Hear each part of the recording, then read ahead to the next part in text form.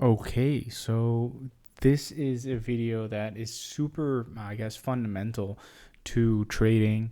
And I think most of people trading would know about this, but I still see myself even sometimes not applying the rules of market structure or properly analyzing market structure and playing it correctly and just keeping this in the front of your mind during all times, at all times that you're trading, is going to be a great benefit to 99% of traders, just because it's something you can easily overlook and think you have like under control and you think you're fully aware of, while in the meantime you're not fully aware of it, right? And you're not trading it perfectly.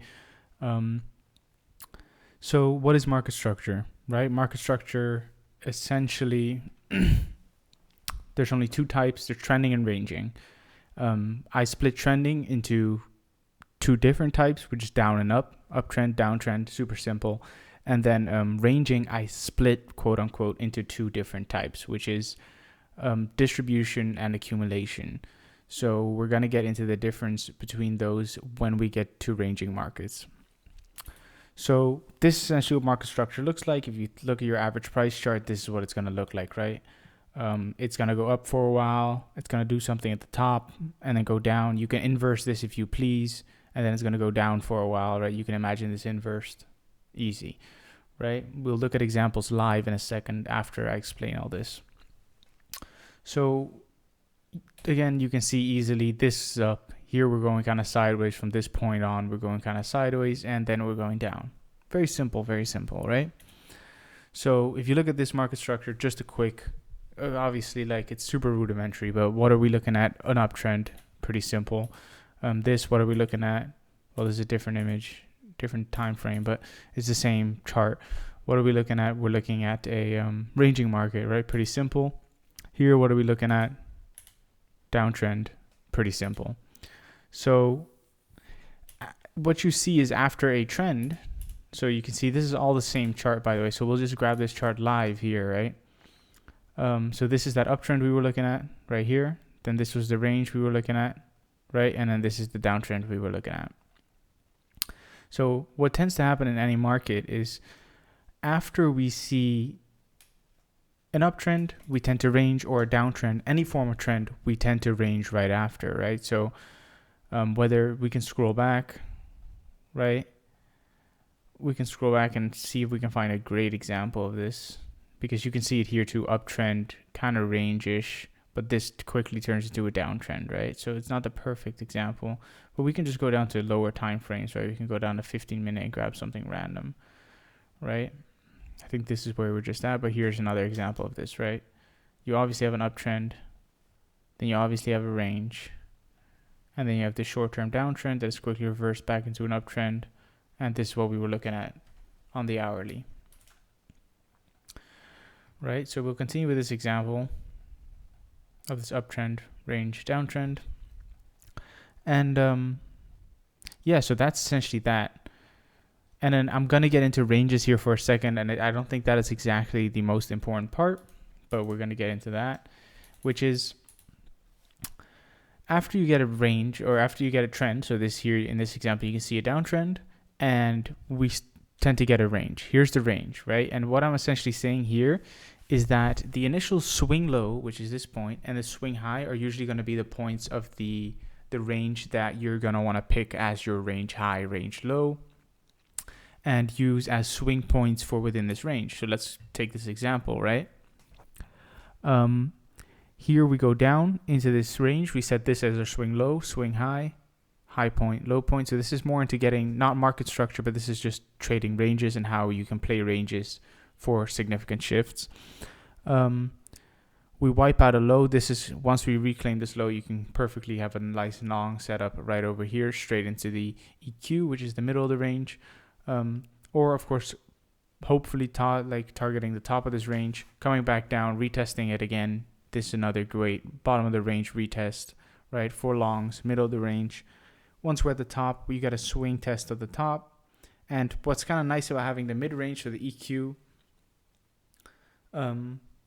marked, as I say here, the fact that if we stay below the EQ, you can see relative weakness in this trend, and if we stay above it, you can see relative strength and expect this range to break to the upside or downside relatively to the strength in relativity to the EQ, right? So from ranges, we go back to trend market just because of this initial example, right? Right, we have the uptrend, range, downtrend, and then this chart example is the same thing, right? And then the downtrend. So how do you identify shifts in the market? Well, this is pretty simple. So the way I do it is once you have the uptrend, right, you tend to see an initial break of structure. So this is kind of the structural low, or this is the structural low. To be honest, this is the structural low I'll be looking at. And here you see price action rip through this, come back up, and it doesn't set a new high. So now we're still looking for this new high to be either taken and get a new break of structure, or you're looking for continuation to the downside, preferably continuation to the downside due to the fact that here's this initial break of structure, right? Boom, price action kind of sits here, and it breaks through right here below this point. That's when you can say, okay, now there's a change of character from this price point where we're going up, higher low, higher high, higher low, higher high, higher low, higher high. We now have a lower low, higher, lower high, lower low, lower high, lower low, etc. Right? So you kind of start seeing this as a change of character, right? There's a change of character in the market from this characteristic where we're going upwards, setting higher lows and higher highs, to this new shift that in which we're setting lower lows and lower highs, right? And I guess just quickly put here, more break of structures can continue to mark, right? So every time we break one of these key points that is keeping up market structure. So you can see that once we put a low here, this is now market structure is being upheld by this low, but we break this again and again, and this would be another break of structure, break of structure, break of structure. You can mark them all down if you so please, right? I just didn't want to do this on this example. So how do you define them? Break of structure, a significant shift or breach in the price trend of an asset, often indicating a potential change in the market or trend or sentiment, right? And then change of character is a noticeable alteration in assets' typical price behavior, signaling a deviation from established patterns and suggesting a potential shift in market dynamics. So the difference is essentially that break of structure is just this initial point, right? So this can be a break of structure, that this low is just broken, right? Right here again, this low is merely broken. So the structure that upheld price above here has now been broken, and now we have a new kind of liquidity point that can get broken and is now upholding market structure. Change of characters once the price actually begins to show a new characteristic or a new trend towards the downside. Yeah, I guess that's about it. So I just want to get into the real meat and potatoes of it and the importance of it, because you can kind of quickly forget, right? Depending on your time frames, that like for example, here we are obviously since April 2022 on Euro NZD, we're in this uptrend, right? And then now for the first time, we have a break of structure on the daily, right? Right here. We have a break of structure on the daily for essentially the first time since then. Boom. Right? So now we can start looking for a change of character where it does this, and then we have a change of character here. And if you don't realize this, so if you're here on the hourly and you have this bias where you've gotten used to longing, you can get wrecked very quickly if you're not aware of market structure and you don't see the shift, right? So again, we're going to go back to the hourly and show you this example, right? If you were over here in October and you just began to see this uptrend break this high, and you're like, okay, here we go, right? We now have this uptrending market structure, and you begin to put longs, and you say, here's an order block, you long this, you long it above this high, you take profit somewhere here, you long this, go take it up here, you say, okay, well, here's a break of structure, right? You say, here's a break of structure. So we're going to look for something. Boom, here's a break of structure again. Right, another break of structure here. And then you say, okay, well, we're back in this order block. We long this, stop loss under here, stop dot, whatever. You get the point of like, you're now used to this kind of, now you identify a range, right? So here's obviously a nice range that you could have traded, right? If you're not looking at it like that, but you're constantly trying to look for this uptrend continuation, you're saying, oh, well, maybe this was a deviation. Now we're going to continue uptrending again, right? Then if you're not aware of these type of things, you're going to get wrecked, right? In contrast, you can see here, we now shifted market structure. You can capture a short here into this order block right here. Boom, play this down to the downside, right into this level, which is again an order block down here.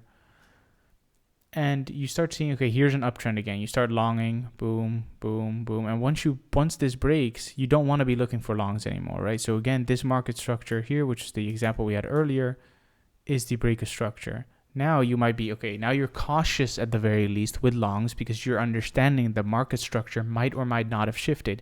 Could it be a mere deviation? Of course it could be, but it's not something you want to be counting on or playing based off of, right? So here's that market structure break. Boom, break of structure. We go up, down, boom, boom. And here you see that proper change of character where now the entire market is actually trending in a certain direction, or at least has begun a trend, seemingly, right? So now you can start looking for shorts because what you understand is that the market structure has shifted, right? Same thing when this broke out, right? You could argue same thing here. Now I love this as a range, right? So I don't really love this as a market structure break or anything. You could say, of course, here's a break of structure. I'm ranting on, so I'm going to cut this video a bit short here in a second because I don't want this to be mega long, right? You could say this is also a break of structure up here. Again, you could say here's a break of structure.